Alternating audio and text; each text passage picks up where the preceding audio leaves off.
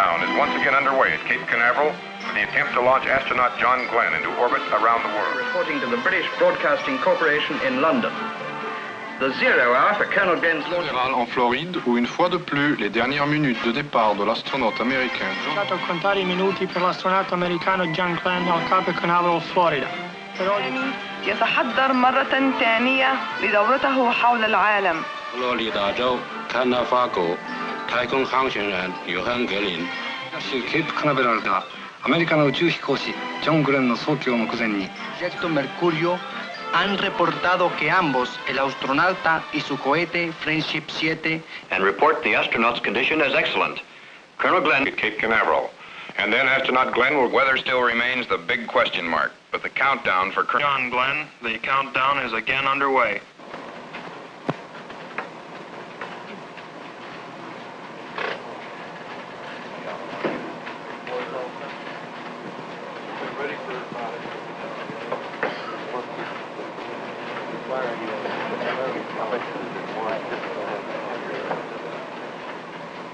With the entire world as our witness, the countdown begins at Cape Canaveral, Florida, for one of man's greatest adventures.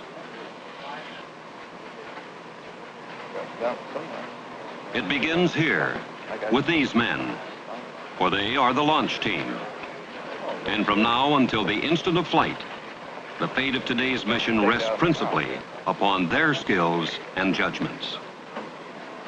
The countdown is their master plan, and they proceed through its ritual with unhurried deliberation. Its pages contain the timetable of order they must follow to awaken a giant machine, to test its readiness, and to prime it for the one supreme moment for which it was created. ISO now, meter reads 19 volts. 12 volt standby on, now meter reads 11.5. 6 volt isolated. Minute after minute, page upon page, the count continues. And in the night beyond this blockhouse, a modified Air Force Atlas rocket now hums with restless energy beneath a Mercury spacecraft as these men usher it toward its final minutes on Earth. Today is February 20th, 1962. And today, if all goes well, the men here will launch an American astronaut into orbit around the world in a spacecraft which he has named Friendship 7.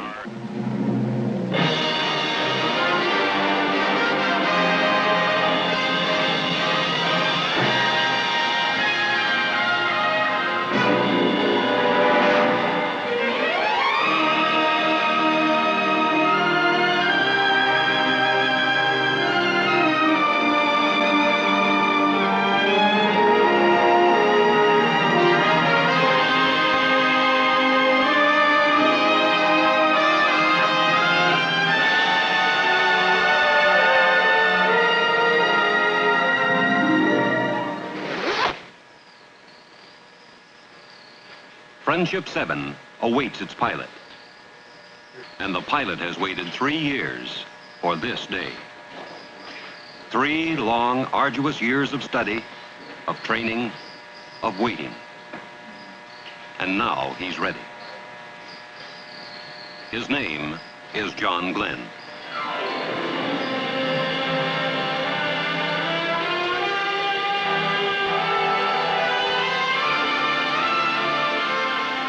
Astronaut John Glenn of New Concord, Ohio, Lieutenant Colonel, United States Marine Corps. Married, father of 2 teenage children. Glenn has been a pilot over half of his 40 years, has flown in 2 wars, and is a veteran test pilot who 5 years earlier established a transcontinental flight record as the first man to average supersonic speeds across America. He volunteered for spaceflight, is one of 7 astronauts selected for Project Mercury, the man in space program directed by the National Aeronautics and Space Administration.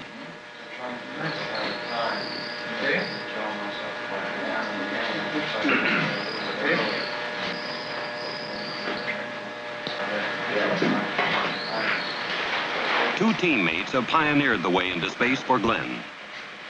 Astronauts Alan Shepard and Virgil Grissom tested the Mercury spacecraft on trailblazing suborbital missions proving the equipment, and pushing the program to the threshold of orbital flight. And now, it's Glenn's turn. Ready for pressurization.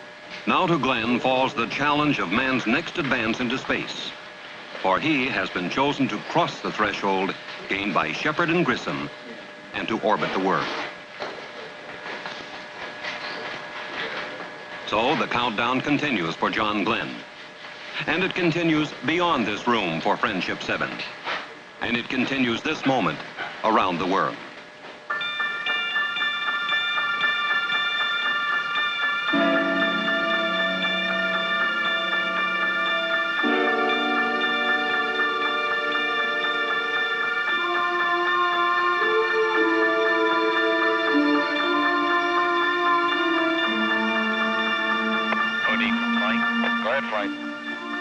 These are John Glenn's ground-based co-pilots, men he knows well, with whom he's trained, and in whose judgment his life is entrusted this day. They are the flight controllers, and from the Mercury Control Center, within view of the launch complex, they make the decisions, issue the commands that will govern the course of the mission. To these men throughout the flight will flood the facts needed for decision. The scope of their responsibility of the entire operation defies comprehension. Now, this very instant, the countdown for flight continues around the world, on 3 continents, on islands, in ships and planes, in lands where it's summer and tomorrow is near, in lands where it's winter, and this day is just beginning. Roger, how about you recovery? Recovery's go. Roger, recovery. Roger, CTC, Mercury Control Center is go.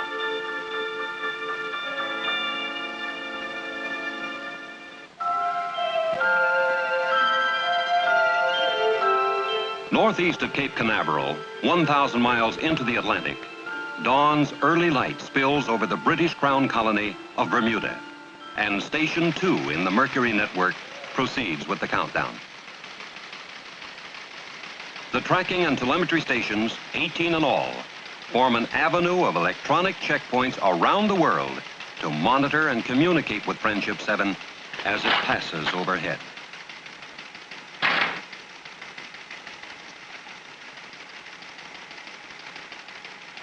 Okay, this is Bermuda. Okay, this is Bermuda. Roger. Telemetry, M&O. If radar is the eyes of the station, then telemetry is the ears. Each second, telemetry will hear and record nearly 2,000 items of information radioed down from Friendship 7. And in the months to come, engineers and scientists will find in telemetry records the answers needed for the bolder space explorations of the future. Displays and recorders have been calibrated. Roger, thank you. Flight, this is M&O. Go ahead, M&O. All subsystems status green. Roger, M&O. Understand all systems green.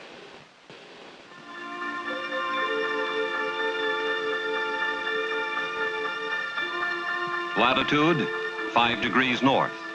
Longitude, 10 degrees west. A spot in the Atlantic Ocean off the coast of Africa. And Station 3, the Rose Knot, waits under the late morning sun for John Glenn. Operating out of Trinidad, Rose Knot will communicate with Friendship 7 and monitor its journey as it streaks across the empty ocean and out over Africa.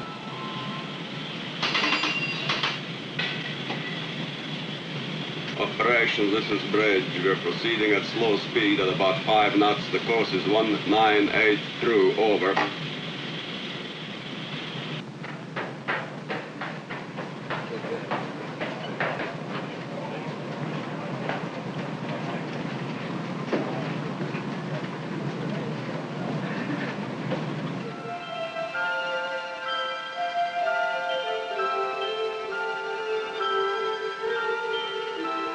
Beyond the Mercury station on Gran Canaria Island, in the Spanish archipelago off of the African coast, it's midday at Station 5 in Kano, Nigeria, deep in the continent of Africa. Flight data recorded here at Kano and at Zanzibar on Africa's east coast will relay through this transmitting station to London and then on to America.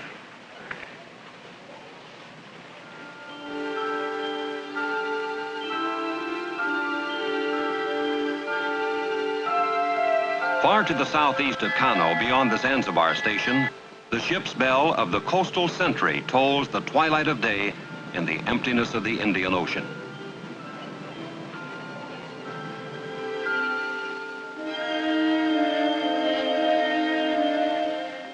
To the east, some 2,500 miles from the coastal sentry, dusk blankets the network's 8th station at Mushea, near Perth, Western Australia, halfway around the world from Cape Canaveral. The printout, code display.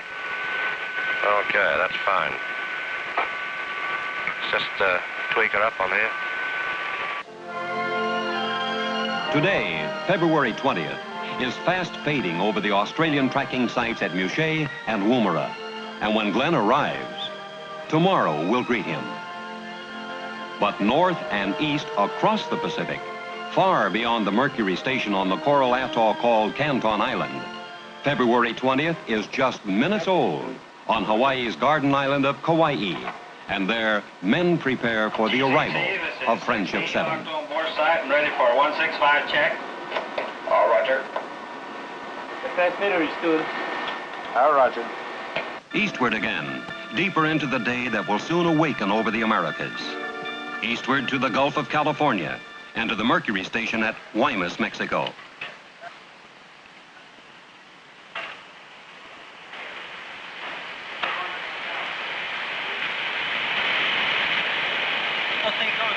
Real good. Just waiting for liftoff.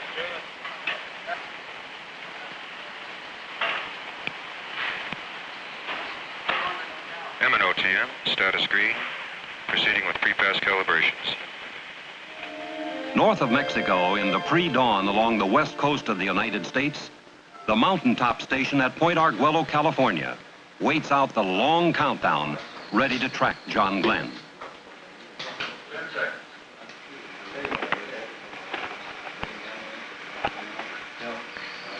Roger, Ike 8. What is the present count? Roger. Southeast now, to the farmlands of Texas, where the station at Corpus Christi continues its preparations for flight. Guaymas, Cal, in Texas, please. Affirmative. Roger. All systems, would you please commence pre-flight calibrations at this time since the countdown is progressing normally? Advise me when you have completed them. Far to the north and east of Corpus Christi beats the heart of the worldwide Mercury network, the computing and communication center that bonds it into a working entity. This is the Goddard Space Flight Center in Greenbelt, Maryland. Through here funnels the voice and teletype communications that link the global stations to Mercury control. The computers enable men to reach judgments within the flashes of time allowed for control of a spacecraft that moves faster than a brain can react. Throughout the flight, the computers will generate recommendations on whether the mission should continue or be aborted. They will determine locations of the spacecraft, the time it should begin re-entry, the point at which it will land. And the most vital of these findings will be transmitted instantaneously to Cape Canaveral.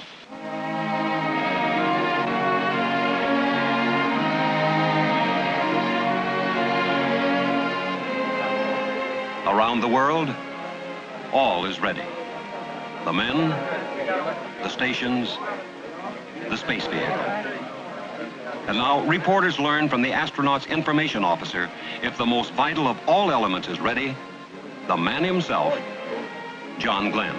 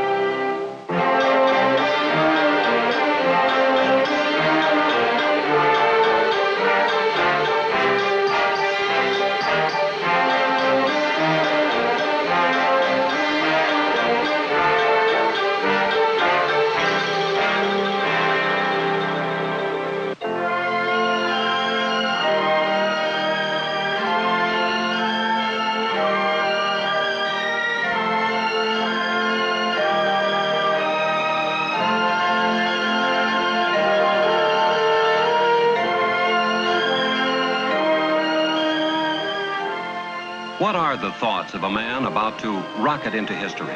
Glenn is the astronaut, the man who will challenge space. But he is just one member of an international scientific endeavor that requires the genius and skills of some 40,000 other men and women scattered throughout the world. From the engineers and technicians who produce the space vehicle to the crews now preparing to launch it. From the tracking experts who will chart his voyage around the globe to the sailors now waiting at sea to recover him. Behind this day stands years of preparation, of research and testing, of planning and training. And the purpose of it all is knowledge. Knowledge of space and of how effectively man and spacecraft can function together in its hostile environment. Knowledge that will serve as the basis for space explorations of the future. Hard-won knowledge of benefit to all men, bought by sacrifice and dedication and courage.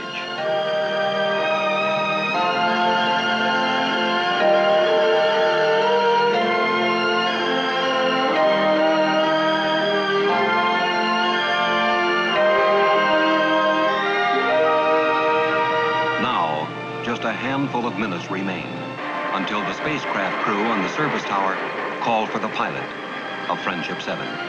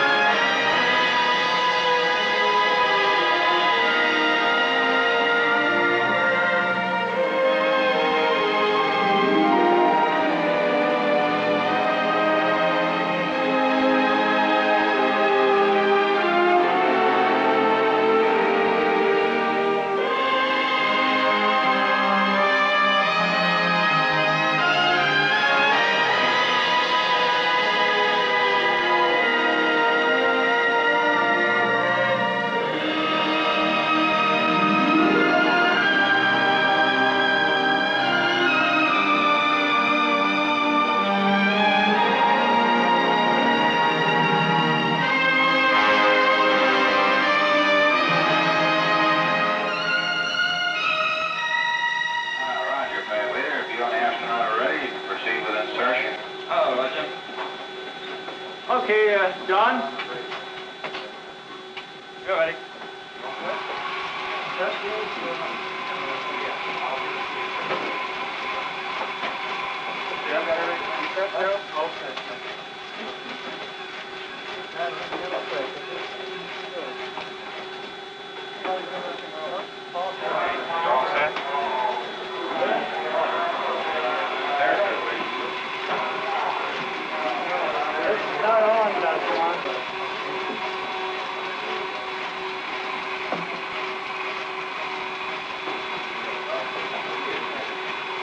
Okay, all set. Yeah, okay.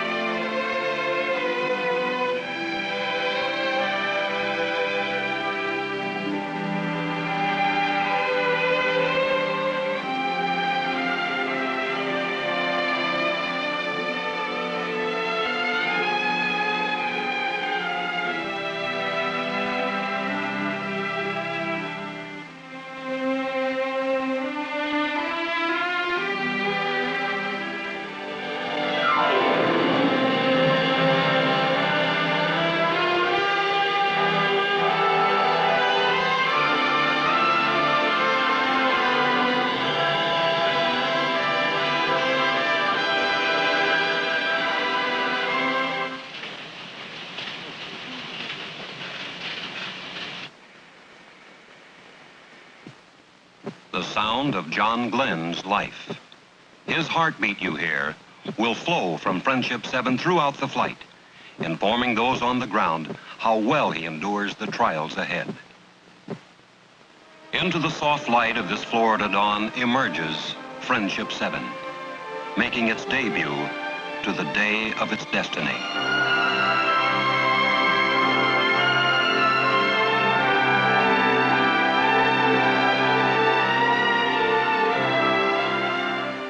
The Mercury Atlas stands alone, waiting to depart this Earth. 250,000 pounds of rocket with thrust equal to 3.5 million horsepower. All to hurdle a 168-pound astronaut into space.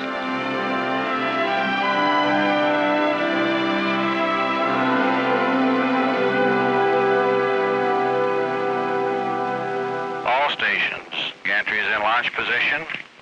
EMR, CNS band beacons are on. Start interrogation in 1 minute. The countdown sweeps closer to the moment of flight, and recovery teams here at the Cape and around the world ready themselves to aid the astronaut. Above all else, John Glenn's safety is paramount, the dictating factor in all planning. Never in all of history have so many people shared, without censorship, an adventure of such magnitude. Through all news media in all languages, all the peoples of the world are witness to this exploration of space, to its success or failure.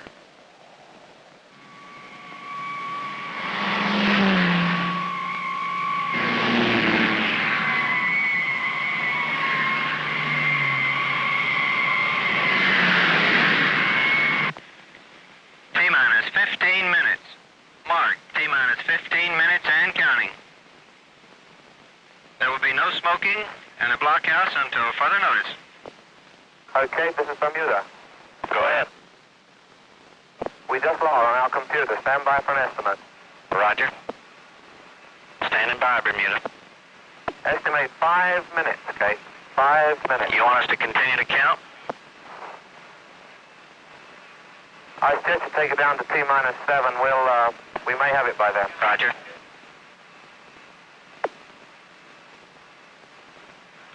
You want us to hold, Bermuda? We would like to hold at 7 and rerun a B-sim. We lost our main power on the computer and we just want to check that nothing else has gone wrong. What do you estimate?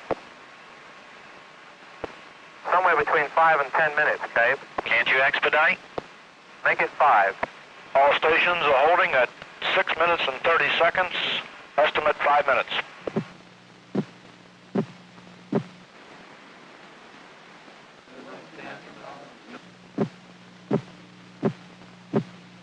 We just got to go. You ready? Are you ready to continue? Green. Okay, go ahead. Green. Go ahead, Cape. Your attention, please. On my mark, we will pick up the count at T-minus 6 minutes and 30 seconds and counting.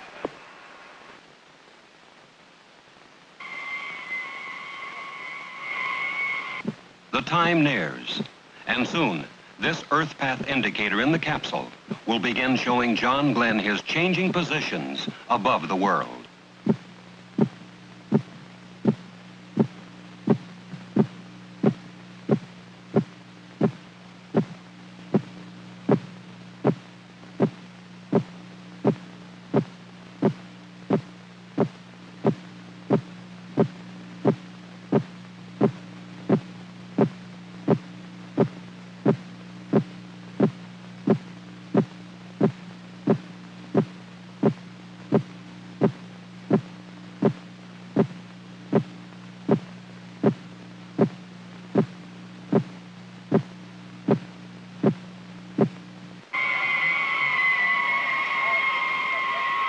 Mark 57 seconds. Stand by to start EPI on my mark.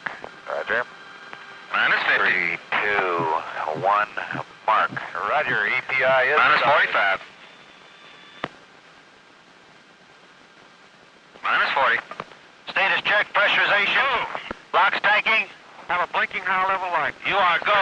Water systems. Go. Range operations. Clear to launch. Mercury capsule. Go. All pre-start panel lights are correct. The ready light is on. Eject Mercury umbilical. Oil evacuate. Mercury umbilical clear. Mercury evacuate. Lights on. All recorders too fast. T-minus 18 seconds and counting engine start. May the wee ones be with you, Thomas. Good Lord, ride all the way. Godspeed, John Glenn.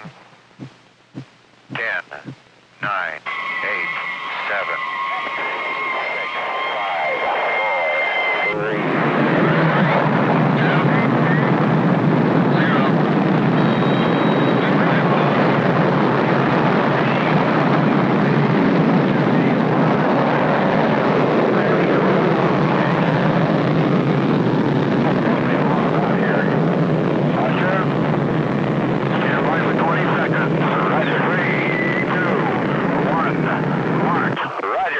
Clock is started.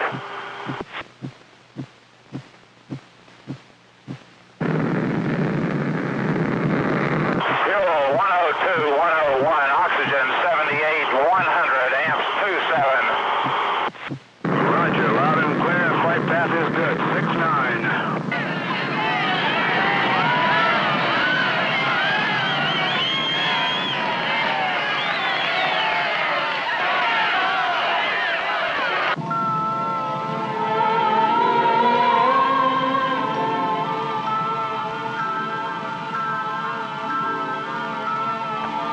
Seconds. 65 and still looks real good from here. 70 seconds, leaving a nice vapor trail now. Looks real fine. Looks good back, G, he's got it. 80 seconds and looks real good from here. 85. 90. 95. Flame powder is bellowing out now. Being you loud and clear. I am go. Our capsule is in good shape. Fuel 103, 102. Oxygen 78, 100. Cabin pressure holding steady at 5.8. Amps is 2.6. All systems are go.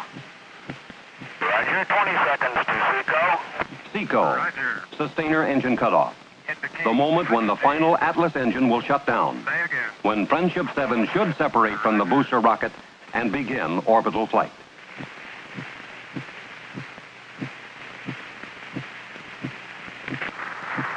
Seco. Plaza grade's fired. Okay. Roger, 0G, and I feel fine. Capsule is turning around. Oh, that view is tremendous.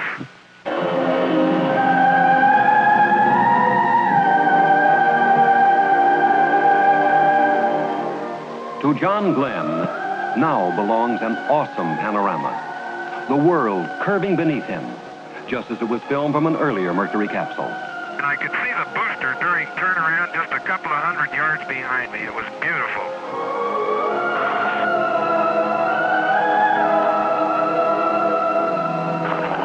Roger, 7. You have a go. At least 7 orbits. Roger. Understand go for at least 7 orbits. So Friendship 7 can see clear back a big cloud pattern way back across toward the Cape. Beautiful sight.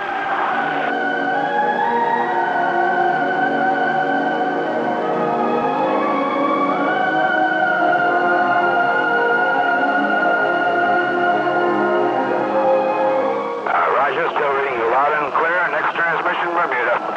Roger, understand. Next transmission, Bermuda.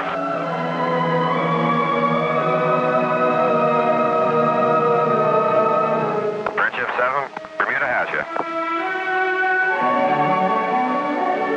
Roger, Bermuda, stand by. This is Friendship 7, fuel 103, 101, oxygen 78, 100. This is very comfortable at 0G. I have nothing but very fine feeling. It just feels very normal and very good. Roger, Friendship 7. How does he look, Bermuda? Looks real good, Cape. Surgeon reports everything okay, all systems okay. Good voice contact both ways. Roger. Friendship 7, anything to report on control system checks? Not yet. Everything appears to be going okay. I'm now on the yaw part of the check. Going off right on schedule. Very good, very good. So far is excellent. Very good. No problems at all so far on control. Roger. Friendship 7, that's Bermuda. You're cutting out on UHF. If you read, go to HF. Roger, going. Friendship 7, Bermuda Capcom on HF. Friendship 7, Friendship 7. Friendship 7, I read you very weak. Give me your status on control system check, please.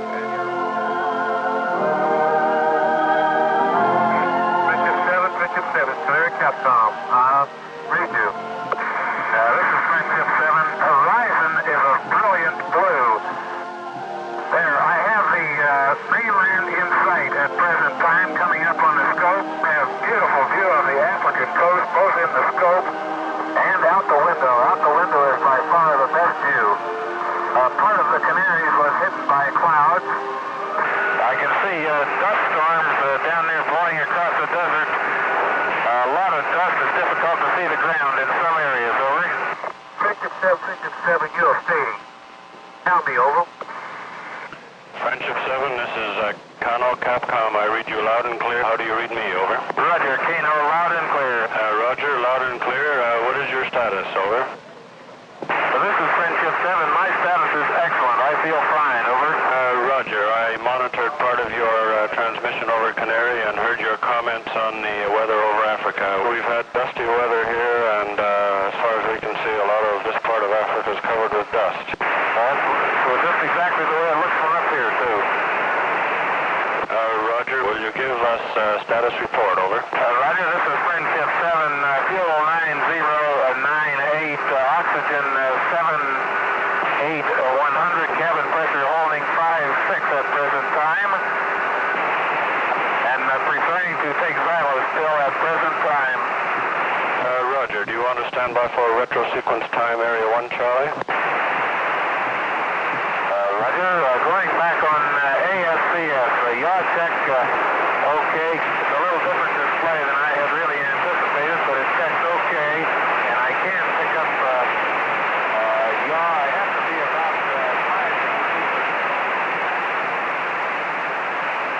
5 Friendship 7, you are fading rapidly. Across Africa, races Friendship 7 at 17,545 miles an hour, 300 miles a minute, 4 miles for every heartbeat of John Glenn.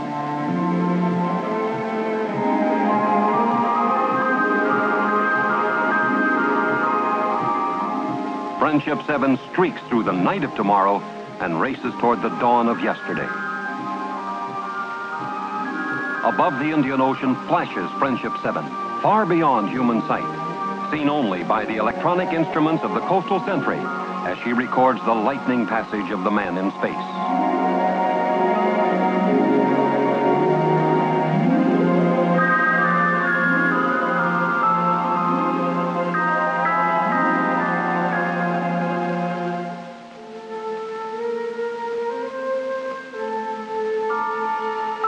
For John Glenn, the familiar time references of Earth no longer apply, for he journeys around our world in just 88 minutes, outracing the sun that needs 24 hours to circle the same globe.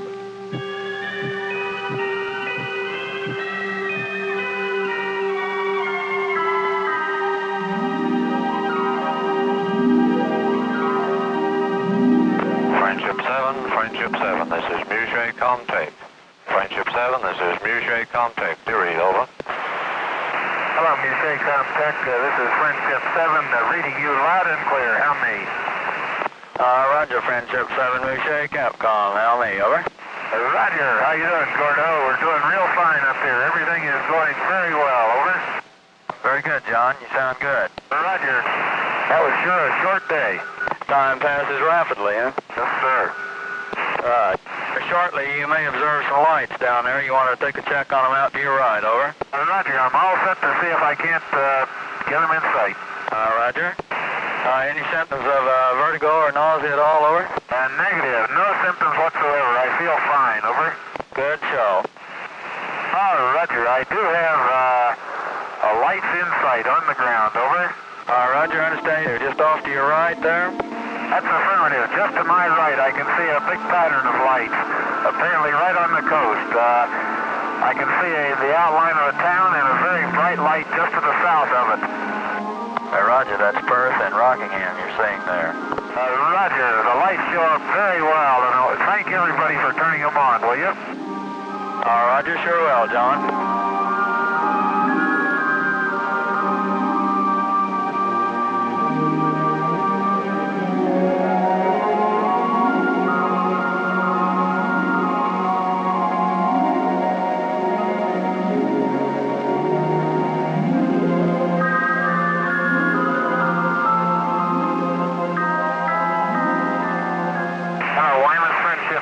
UHF, do you receive? Over. Roger, Friendship 7, loud and clear. Over. Roger, this is Friendship 7, loud and clear with you also. Are we still go from Control Center? Over. Roger, we're still go. Roger, Friendship 7, all systems are go in the capsule. Friendship 7, Grimus, if you have a chance, could you give us a blood pressure check? Over. Roger, Friendship 7, we'll give blood pressure check. I still have some of these particles that I cannot identify coming around the capsule occasionally. Over. Roger, how big are these particles? Over. Very small. I would indicate they're of the order of a 1/16 of an inch or smaller. They drift by the window, and I can see them against a dark sky. Just at sunrise, there were literally thousands of them. They looked like just a myriad of stars. Over.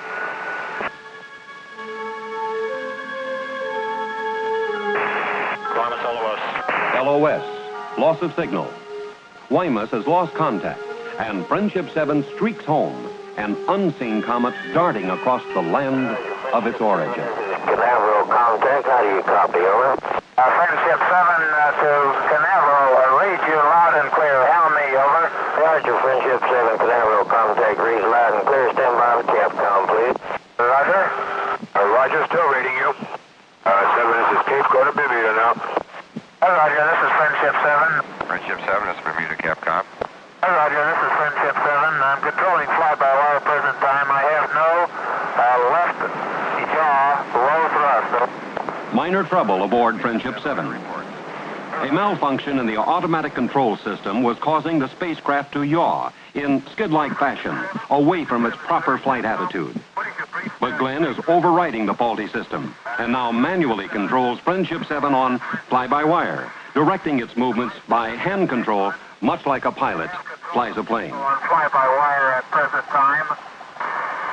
Understand? Friendship 7, this is Kano Capcom standing by. Hello, Kano. Friendship 7, we have telemetry solid and check all your systems out okay.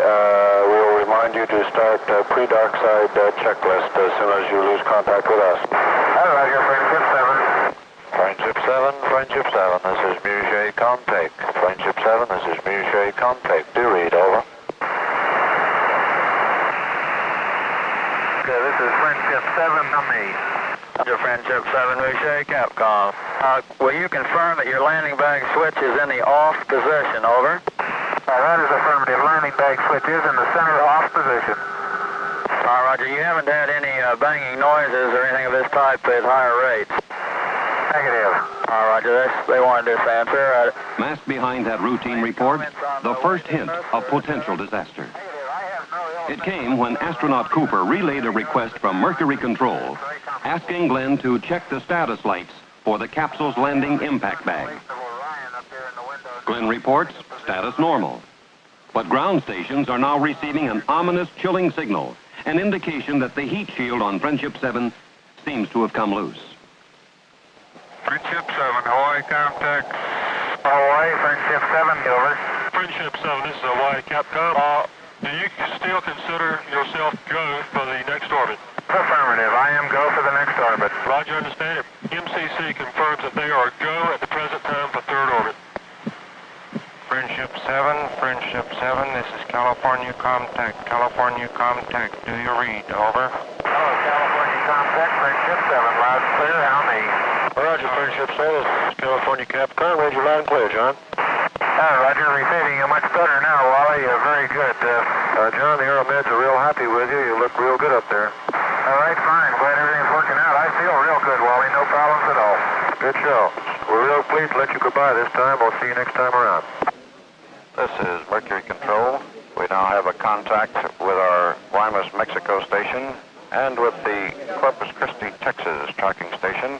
The Friendship 7 spacecraft is now committed to its third orbit. This is Mercury Control. In Mercury Control at Cape Canaveral, a decision must be made, and soon. The signal pulsing down from Friendship 7 indicates still that the heat shield is loose. Could the signal be erroneous? There is no way to tell. But if it's true, then John Glenn could perish in a searing inferno when he plunges back into the atmosphere. The retro rockets that slow the spacecraft and head it back toward Earth are strapped over the shield.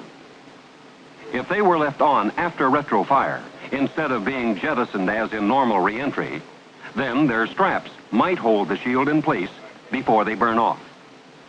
They might possibly save Glenn from the 3,000 degrees of re-entry heat until he's deep enough into the atmosphere for its force to hold the shield in place.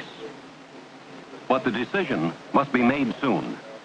Even now, Glenn is streaking toward the United States, and he must begin the retro sequence 300 miles west of California if he's to land in the planned recovery area 700 miles south and east of Florida. We'll give you the countdown for retro sequence time, John. You're looking good. Roger, we only have 50 seconds to retrograde, over. That's affirmed. I'll give you a mark of 45 mark.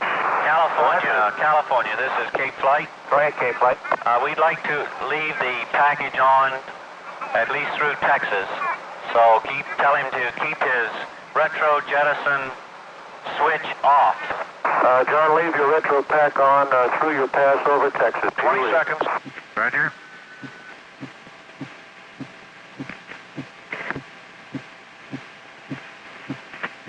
Five, four, three, two, one, fire.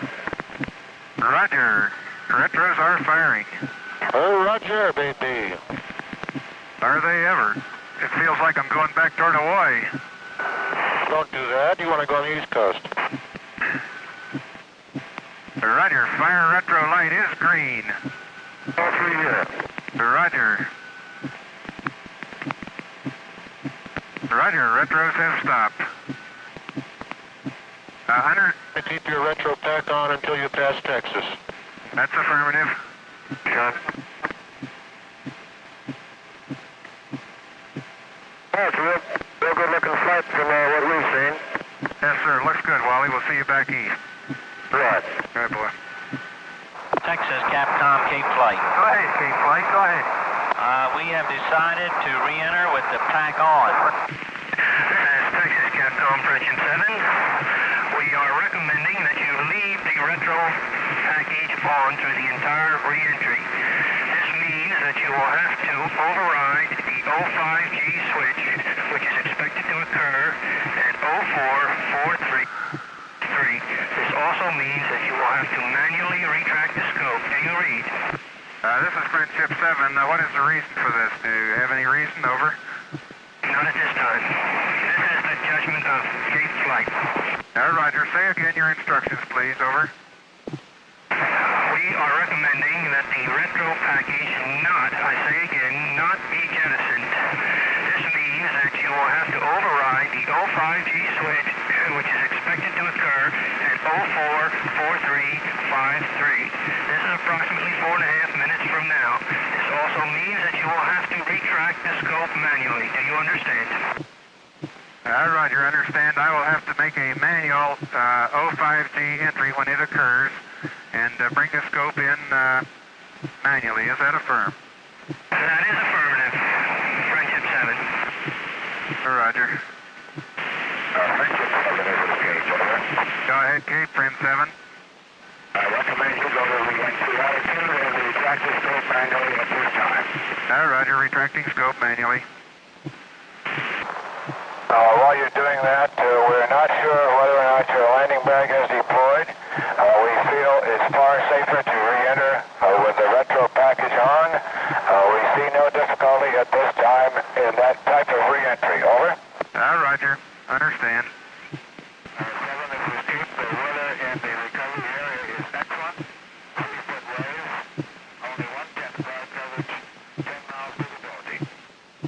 Roger, Friendship 7.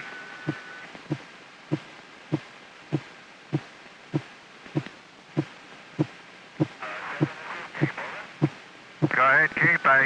You're going out. We recommend that you...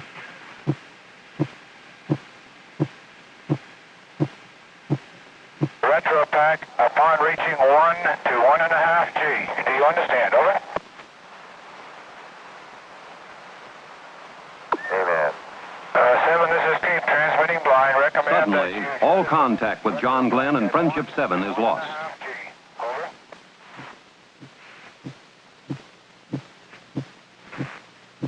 This is Friendship 7. I think the pack just let go. Friendship 7, this is Cape. Do you read? This is Friendship 7, a real fireball outside. 7, this is Cape. Transmitting blind. Hello, Cape. Friendship 7, over. 7, this is Cape. Do you read? Over. The furnace-like heat of re-entry has created a barrier of ionization around Friendship 7, halting all voice communication.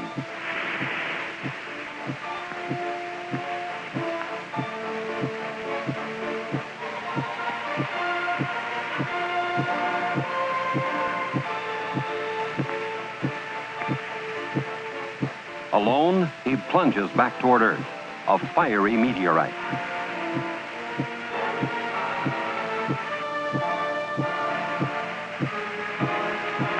Hello, Cape. Friendship 7, over.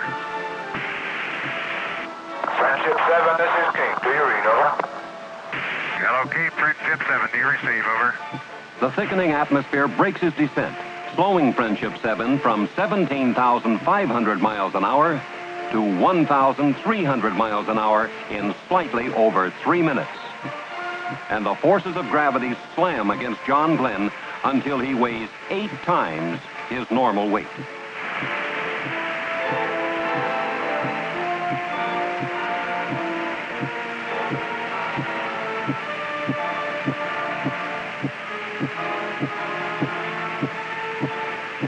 Okay, Friendship 7, do you receive? Over.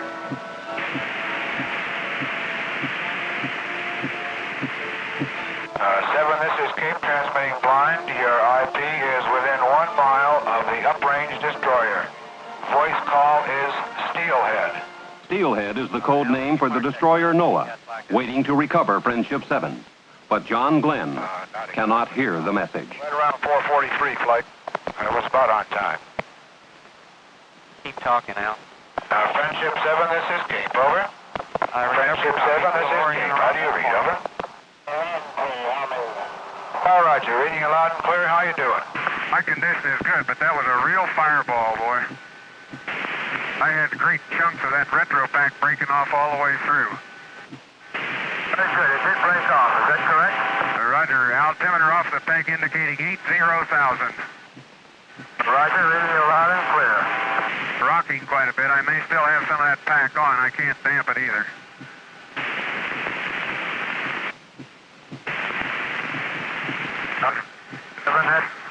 No code center setting. Over.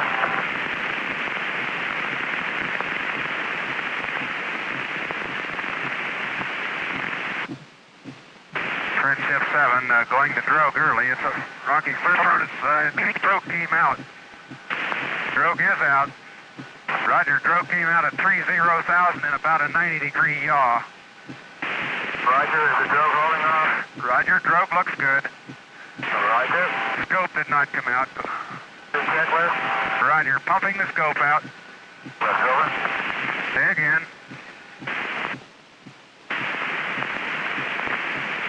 Roger, re-entry checklist complete. Standing by for a million at 10. Roger.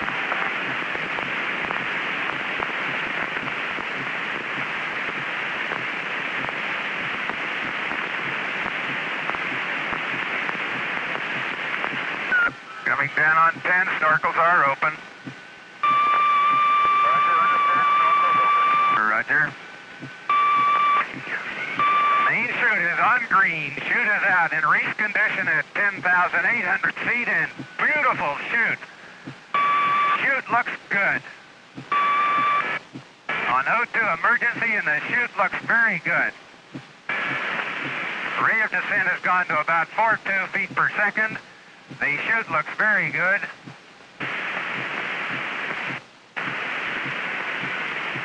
Hello, Mercury Recovery. This is Friendship 7. Do you receive? Mercury, Friendship 7, this is Steelhead. Loud and clear, over. Right here, Steelhead. Friendship 7, the chute looks very good, over.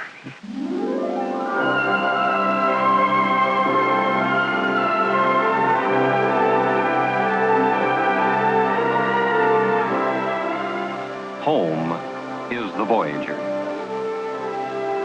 Behind, a journey of 81,000 miles through 3 days and 3 nights in just 4 hours and 56 minutes.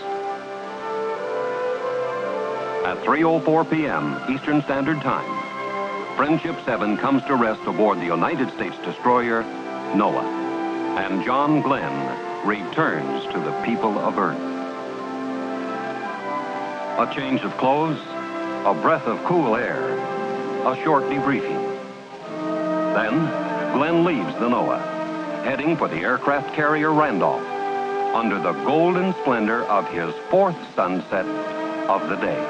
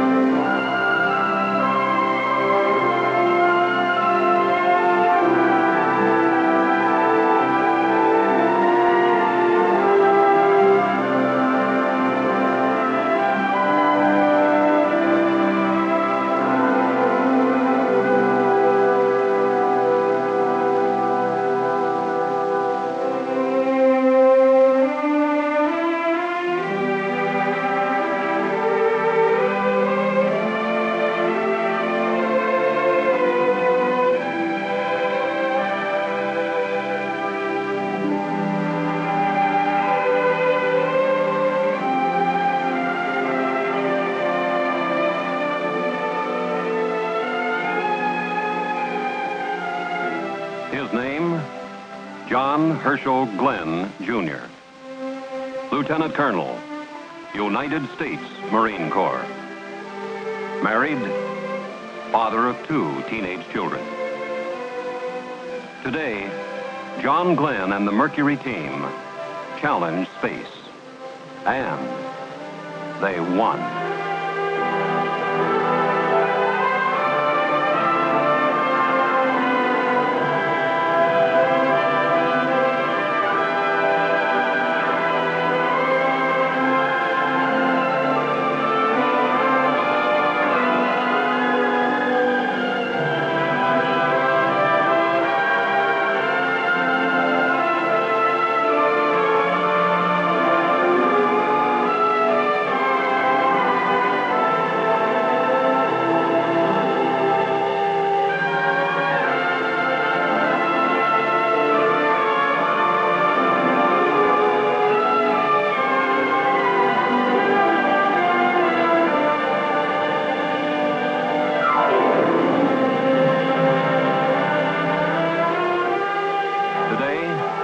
John Glenn dared space.